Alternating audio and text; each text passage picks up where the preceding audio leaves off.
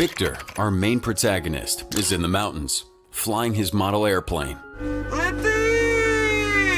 The group continue onwards up the mountain, preparing to watch the solar eclipse that happens once every 100 years. Victor and his friend Vovchik walk together, and Victor shows his friend the cool glasses he has to watch the eclipse with. Victor then finds some crackers in his bag, which he apparently didn't pack himself. I wonder if these come in use later. Vovchik says that when the eclipse comes, they'll put on some fireworks. And it's gonna be a cool party. The rest of the group then reach a rope bridge. The leader gives the other a quick pep talk. Don't look down and all that before continuing ahead. The obnoxious blonde kid immediately starts shaking the bridge. Victor says he's not going any further, but his friend tries to encourage him. Terrified of heights, Victor inches his way across, looking down exactly as he was told not to. The others start to laugh at him. In the middle of them, that annoying blonde kid. His teacher tries to encourage him, but Victor freezes up. His friends pull him back off the bridge, helping him to his feet while the smart-ass blonde makes fun of him. Angry and upset, Victor runs away. His friend runs after him, finding him a short time later and cheering him up. The two boys are alone now, when suddenly, somehow, the eclipse happens early and abruptly. There's an earthquake, and a crack appears in the rock, causing Vovchik to fall. Nearly. He's hanging off the edge, calling out for help, but Victor, scared of heights, hesitates. A portal suddenly appears in the rock behind Victor, pulling him back and dumping him in a new world. Victor's thrown on a forest floor. He gets up and tries to run back towards the portal in the rock, but it quickly closes up before he can. Unlucky. He calls out for Vovchik. Vovchiko! But it's hopeless. The wall is solid stone. Now he stands alone in a strange new place here. Wherever here is. Victor hears a strange noise and goes over to investigate. He sees a man collecting flowers in the forest for a woman called Rosanka. Rosanka? We know this because he keeps saying her name. The man named Oleshko is ambushed suddenly by, I'm not gonna lie, that kind of looks like Mongolian ninjas. They surround him, but the man gets his sword and shield and is able to fend him off. It's gotta be like 20 of them. He manages to fight them off, standard enemies, and they flee. As the man's walking away, he's approached by another figure in black. A boss battle. The two fight epically until the man's bested. He falls back and immediately is surrounded by standard enemies, pointing their swords at him. The boss approaches this guy, but seconds later, Victor, being the clumsy idiot he is, slips and falls down the hill, making all the noise in the world and alerting everyone to his presence. The men, upon the orders of their master, charge at him, completely forgetting the guy they were fighting before, Oleshko. Seriously, he just evaporated. Victor manages to escape with the help of the man and his gorgeous Palomino pony. The enemies chase after him, with many as they urge their horses onwards. The man, having escaped the forest, calls out for someone called Velis, who's apparently a creature in the water that raises a bridge of some sort, allowing them to escape. The man rides across, with Victor apparently unconscious upon the horse. He's able to cross safely, and as soon as he does, the bridge descends back in the water, and the enemies are unable to cross that deep river. Instead, they fall hilariously in the water in a mass of flailing limbs. They sink quickly to the bottom and to their deaths.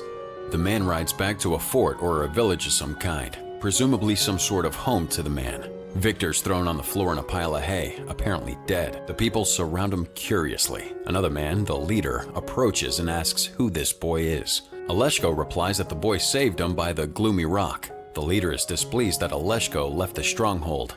Hey, that's the name of the movie. Oleshko then speaks of what happened, mentioning Amdak himself was there, the leader of the bad guys. One of them throws water on Victor's face, casually waterboarding him for a second, and he wakes up, immediately speaking his friend's name. Vovchik! Victor begins to babble, wondering where he is, immediately revealing the strange way he speaks. Well, strange to them. One man calls it funny. They wonder if he's a spy, but the old man calms him down, saying that tomorrow, Velis will show everything. I guess he's some kind of godlike force. The two guards lift and start dragging him, throwing him in a cell. Elsewhere, the bad guy Andik meets with a shaman, and he talks about nearly killing Oleshko, who was saved by a strange man, Victor. The shaman asks him if the new stranger had a symbol on him, and he throws something onto the fire, magic stuff, and a symbol appears. It's the head of a creature. It's the same design as Victor has on his jacket, a dragon. The shaman smiles, saying that he has finally come. He says that this is the messenger from the spirits to give them infinite power. Back in his cell, Victor's looking at his phone. No signal. Too bad. A woman brings him milk, passing it through a hole in the wall. She says her name is Alenka. Victor's asking where he is, А який зараз рік? and Alenka replies, Remiv. The year is 1120 AD. Alenka's asking Victor what kind of spy he is, and before they can talk further, Aleshko arrives, and Alenka leaves. Aleshko's speaking to Victor, telling him that if he makes Velvis's check, then he'll be alright. Victor meets with this so-called Velis in the water itself. Velis is some kind of creature hidden in what looks like seaweed with glowing eyes. Velis doesn't kill Victor, which makes him one of them. He's a good guy. Victor's asking his name, and he replies, Vitya. The man in charge introduces himself as Ilya. His right-hand man is Dobrynya, and the wise grandfather is Ovsy. I'm not getting any of these names right, I know. Victor, or Vitya, whatever his real name is, recounts how he came to this world. The others assume that he just got hit on the head really hard. Victor, which I'm just gonna stick with that for simplicity, shows the others the megaphone his friend had been carrying. It's very loud and it scares people. Victor explains that he brought it from his world, from the future, and then he mentions plastic and the Chinese. Now the others need time to think about this. Victor's told that he'll live at Malanka's place for now. Aleshko takes him there and Victor's introduced to Malanka and her daughter, Razanka. Malanka and Victor go inside and Razanka and Aleshko talk outside. He tries to give her flowers, holding them behind his back, but his horse eats the tops, and Aleshko hands over nothing but the grass and stems. Razanka gets mad and storms off, and Aleshko scolds his horse. Later, while Victor's sleeping inside, the others have a meal outside. A big group of characters we've seen so far. Aleshko and Ovzig argue over apples and the breaking of trees. Night comes and the group is still sitting at the table enjoying themselves. Victor finally wakes up sitting beside Alenka at the table. The old man said he went to see Velis today and that he's found something out. When there's a sign on the sky and night comes to visit day, the hole will open up, the portal. It can take Victor to the same moment and place where he came from. Well, Victor, all excited, asks when the eclipse will happen, and the old man shrugged, До Велеса ходив. saying that no one knows and that maybe it's tomorrow or maybe 100 years. Well, now he looks disappointed. But the old man continues, saying that Velis also mentioned that the portal can be opened by force, but only the Magi know how to do this. But Aleshko says that he knows a place with tons of Magi, but they can't leave Rimviv now cause the lands are full of Cumans, the bad guys dressed in black. The next day, Victor wanders around taking pictures with his phone, just exploring everything. He takes a picture of the great column of rock rising from the ground. Just as he snaps, Aleshko photobombs him with a boo. The two talk for a bit. Vic is asking about the Magi again, saying that he needs to go there. But Aleshko says it's not that easy, explaining that you have to pass a test to speak to the Magus. Victor says he wants to try, and Aleshko dumps the saddle and other things over him. Victor jumps on a rock, presumably readying to mount the horse. But before he can do this, he's grabbed from behind by a man in a cage, telling him not to be scared. While looking incredibly shady, Aleshko introduces the man as Tagarin, a bad guy, saying that he caught the man himself. Changing the subject, Aleshko tells Victor to get on the horse. Victor awkwardly tries to get on that horse, while the man in the cage picks up a little red gift that Victor drops, hiding it away. Aleshko tries to teach Victor how to fight, but Vic is hopelessly hopeless, nearly killing a man with a bucket. Aleshko shows Victor how great he is by shooting the pumpkin he was aiming for, and Vic asks him to teach him to be less hopeless. Aleshko says he will teach, in exchange for the meganome as he calls it, and he's trying to say megaphone. Vic says it's his if he'll teach him, and Aleshko says they'll start tomorrow. Vic also teaches Aleshko the meaning of the word dude. Чувак. The next day, training begins. The two are spending time together. Victor teaches Aleshko how to take photos on his phone. Wait, how does he charge it? Aleshko chases some ducks and takes a selfie. Duck selfie, with Aleshko taking a picture of a goat. Victor rides a horse, then a group photo, chews some gum, witnesses the wonders of a burning match, takes a photo of a sleeping man, gets punched, and continues to teach Victor. While Victor is still really terrible, he's slowly improving. Aleshko shows Victor a giant sword, and Victor immediately injures Aleshko with it. Victor then realizes that he knows him of a sort. He explains that in his world, Aleshka is a knight from a fairy tale. And this immediately begins to get Aleshka's head going, whose first thought is to flex this new information on his crush, Razanka. They continue to practice together, and Victor becomes halfway decent. Aleshka happily says that he taught him to fight, asking now for that meganome. Vic hands it over and he immediately begins having fun with it. Орлик, Orla. Elsewhere, the shaman doing magic things uses the birds as spies. It's original. The next day, Vic sets out alone to find the Magi, creeping through the forest with a bow and arrow. He finds Alenka in the woods, gathering mushrooms. They give each other a fright. Vic tells her that he has to go home, asking for the way, and she shows him. The two are walking together across the land, over large rocks and through forests, with her leading the way. Now along the way, they're spotted by a raven, one of the spies. Victor arrives at the location, and his consciousness is transported to an icy world, and he stands now on the surface of a frozen lake. He speaks to the Magus, and is asking how he can get back home to his time without waiting for the eclipse. The Magus says that first he has to face his fears, and Vic tells the voice of his fear of heights and why, explaining that his parents' car fell off a bridge with him inside. So that's why he's scared of heights, and also why he hesitated to save his friend.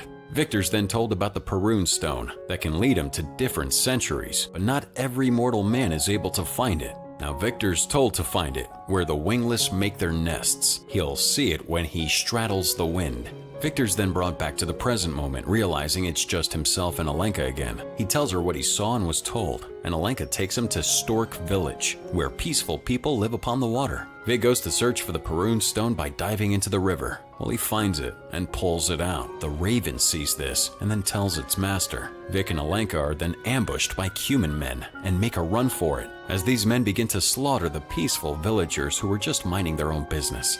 The fires are spotted by watchmen at the stronghold, who sound off an alarm.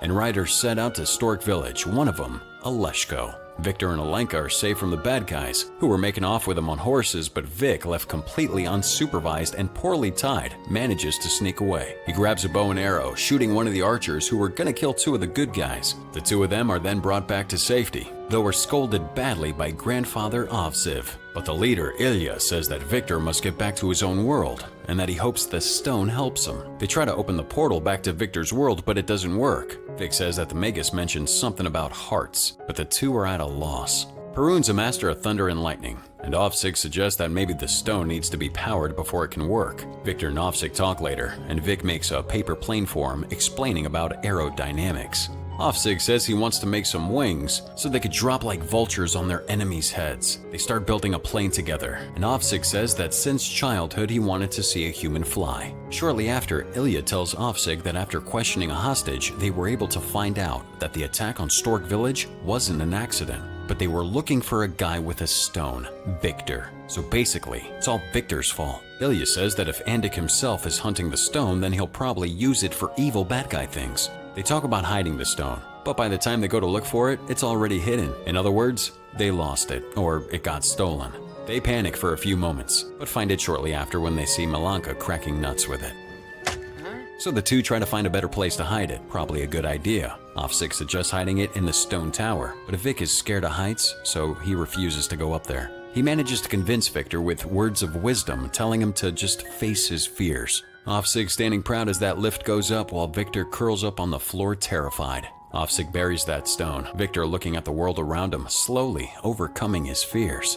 That night, there's a storm, lightning striking the rock tower, dislodging the Perun stone and causing it along with the other rocks to fall near to Garkin's cage. He's able to escape, now with the stone, and return to the Cuman camp. Upon realizing what happened, Aleshko suggests they steal it back, and Ovzig says they have to finish the Delta plane as soon as possible. Ovzig and Vic plan to infiltrate that Cuman camp with the Delta plane and steal the stone back. Alenka's nearly kidnapped, but Ovzig saves her, fending off two Cuman enemies with a bucket, managing to fight him. But a third man catches him by surprise and stabs him, making off with the girl. Ovzig dies that night, surrounded by loved ones. He gives his dying words to Victor, telling him to save Alenka and to overcome his fears. One of the men is begging him for forgiveness for stealing apples, and Ovzig forgives him before dying dramatically, and everyone cries. Back at the Cuman camp, Alenka has her hood removed. Turns out it wasn't her they wanted, but Victor. Damn, these guys are really incompetent. Determined to save Alenka, Victor sets off alone to find her, giving himself up in her stead and saving her from a fiery death. Alenka cries upon learning of the death of her grandfather. Victor's brought before the shaman and the Andik. He's given the stone in order to fill it with power. Victor tricks him into thinking he's doing sorcery, But instead, he fills the air with smoke to hide himself, while he sets off a bunch of fireworks and everyone running for their lives. He and Alenka almost escape, but the bad guy catches him just before they get on their horses. He's given a second chance, power the stone, or he and Alenka die. Only the one who found the stone is able to breathe power into it. Victor holds the stone out for Alenka to take, and they both hold it, saying the word Серцем.